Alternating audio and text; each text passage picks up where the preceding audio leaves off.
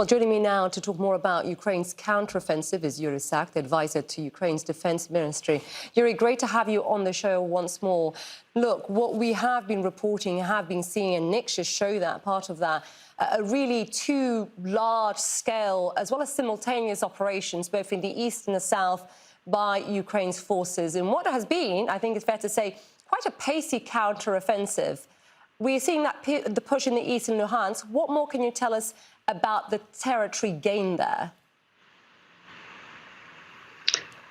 Good evening. Yes, indeed. This has been this counteroffensive actually exceeded our own expectations, and this is something that we've said before. And in the last just couple of days, for example, in the Kherson region, Ukrainian army was able to regain control, basically recapture 29 villages and more than 400 square kilometers, 1,000 square kilometers. So essentially, this is our military objective, the complete deoccupation of the Ukrainian land, despite of whatever happens in the Kremlin and despite of the decisions to attempt annexation, to conduct mobilization. We have to liberate our land, and this is what we're doing.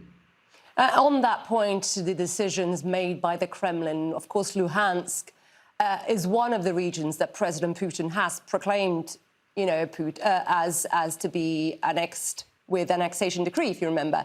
How do you see, Yuriy, the battle playing out in Luhansk? Because I'm not sure if you heard our correspondent, Claire Sebastian. She was talking about this being a tougher territory because there is no longer the element of surprise, which was what you had in Kherson.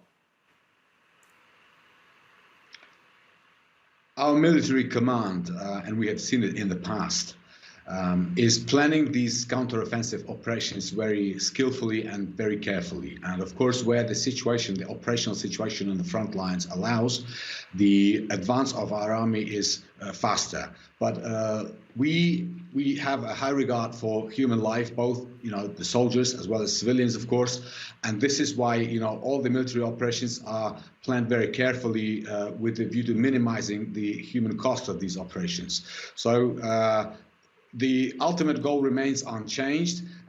We will liberate ultimately Luhansk Oblast, Donetsk Oblast, Kherson, Zaporizhia, all of them, including Crimea.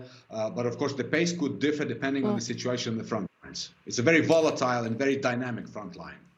I understand, and the goal remains the same. And in terms of Luhansk, do you believe the challenges would be different? Well, the challenges will be, thought about by the military command, and at the moment we are advanced. Yeah. Well, the challenges remain the same. Russian army is, well equipped. They have a lot of heavy artillery, but we are conducting smart military operations with smaller groups. So we'll have to see how it pans out.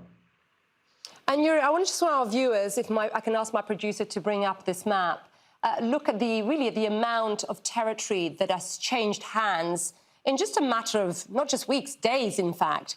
How far do you think it can go? I mean, this is October 5th, as you can see there. We have another map just in terms of comparison, how much really the Ukrainian counteroffensive, this is September 6th.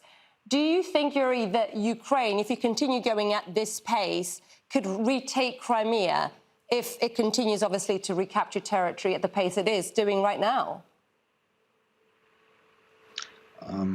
Of course, it is difficult to make any concrete predictions as to how far the Ukrainian army will go. But what we can say with certainty is that the major secret or major factor of this success of the counteroffensive has been the skillful warfare on the part of the Ukrainian army, as well as Western weapons in the arms of the Ukrainian soldiers. So for the counteroffensive to progress at the same pace, to be fast, and for the Ukrainian army to be able to put an end to this war, we need to receive more weapons. We need tanks, we need armored vehicles, we need combat aircraft, and hopefully, these are the items that will be discussed on October 12th during the next Ramstein meeting.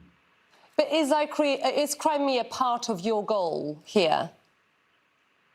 Crimea is an internationally recognized part of Ukraine's territory. So whether it will be retaken, militarily or in other ways, this will have to be decided by the highest military and political command.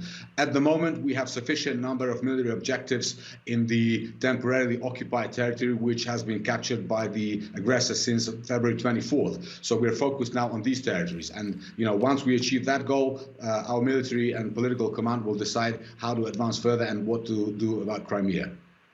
Yuriy Sak, always great to get your insight. Appreciate it, Yuriy. Thank you very much. Thank you.